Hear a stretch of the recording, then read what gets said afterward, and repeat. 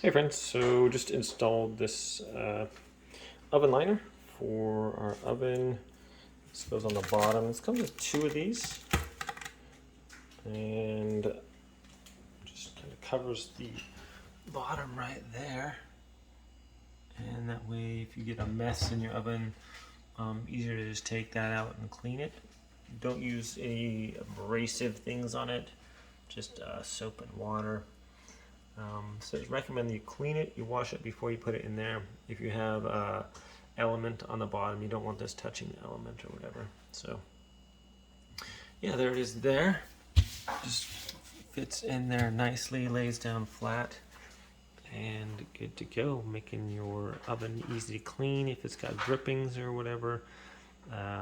Won't get all hardened and cooked onto the bottom of your oven.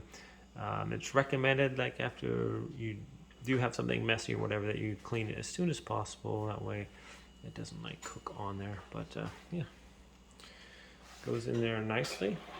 A little bit of room on the edges, but for the most part that's going to catch the majority of drippings. Thanks for watching, my friends. Have a great day. I'll see you next time.